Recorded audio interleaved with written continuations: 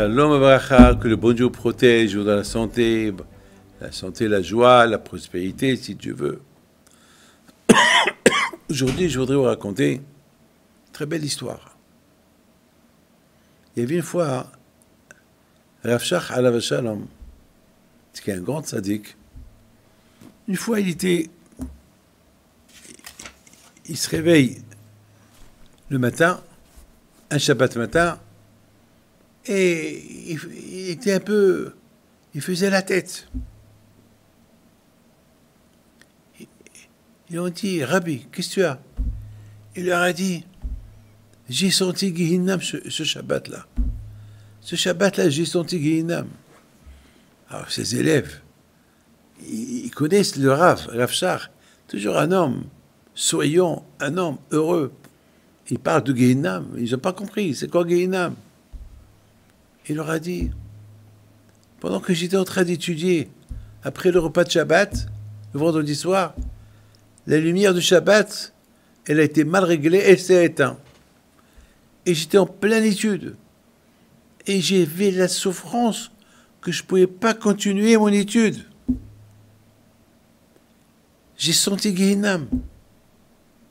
Ses élèves, ils ont compris l'amour de la Torah qu'il avait à la Shalom, Rav Shach. Aïe, aïe, aïe, aïe. L'amour de la Torah. L'amour de la Torah. Il y a une autre histoire, mes amis, sur Rav Chaim Kanivsky à la Shalom. Lorsqu'il était malade, il était à l'hôpital. Et ils lui ont interdit de lire, d'étudier, parce qu'il ne dormait pas et tout le temps avec les études, jusqu'à que vraiment, il fallait qu'il se repose. Et voilà, ils sont venus le visiter, Rav Steinman, comme des tzadikim, qui sont venus lui rendre visite. Et lorsque ils sont rentrés de sa chambre, ils l'ont vu en train d'étudier. Ils ont dit, Kvod Harav, mais tu dois te reposer. Tu n'as pas le droit d'étudier. Il faut que tu te reposes. Qu'est-ce qu'il leur dit? Il leur dit, malheureusement, j'ai beaucoup de dettes.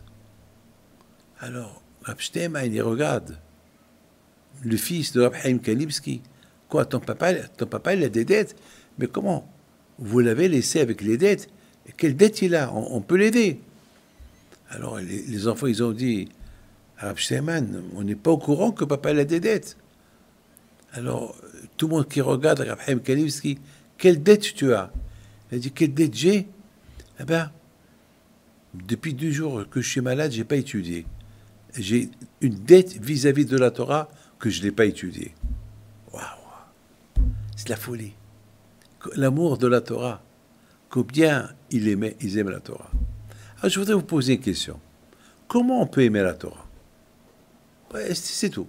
On peut aimer l'argent, on peut aimer nos femmes, on peut aimer nos enfants, on peut aimer un ami, on peut aimer un repas, on peut aimer plein de choses. Mais la Torah, comment on peut l'aimer? C'est dur. La Torah, c'est des sacrifices. Comment on peut aimer la mitzvah? Comment on peut aimer? Comment? Mais c'est une question que je vous pose. Si vous avez une réponse, l'amour, on peut la trouver de partout. Mais comment on peut aimer la Torah? Comment une femme, elle va aimer être séparée de son mari pendant 2 semaines, 3 semaines, lorsqu'elle est nida? C'est quand même, c'est une séparation. Elle ne peut pas lui donner de main à main. Il n'y a pas de relation. Comment ça s'appelle? Comment on peut aimer le Shabbat alors que le Shabbat, on perd de l'argent le Shabbat. On ne peut pas prendre la voiture, on ne peut pas allumer la lumière. Comment on peut aimer le Shabbat? Et pourtant, comment? Mes amis,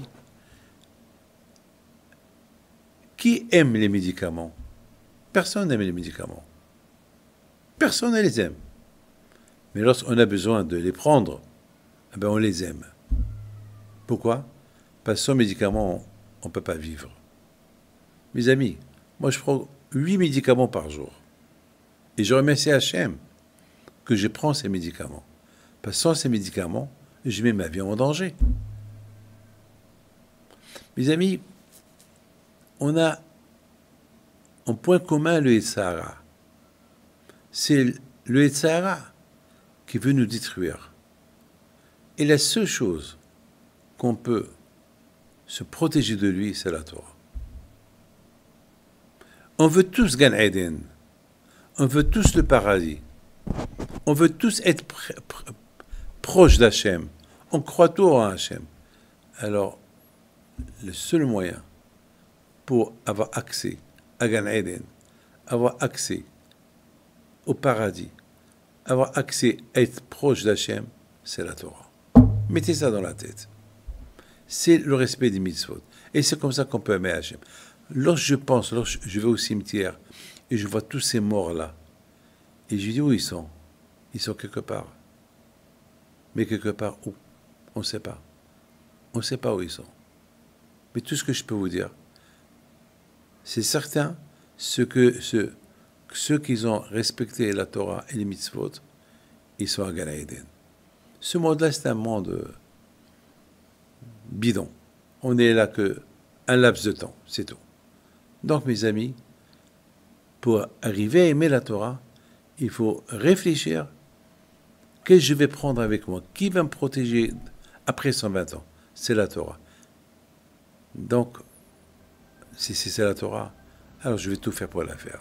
Eh bien, mes amis, que Dieu fasse à ce que vous allez la faire comme qu'il faut la faire. Que Dieu vous protège jamais qu'à attendre. Bonne journée.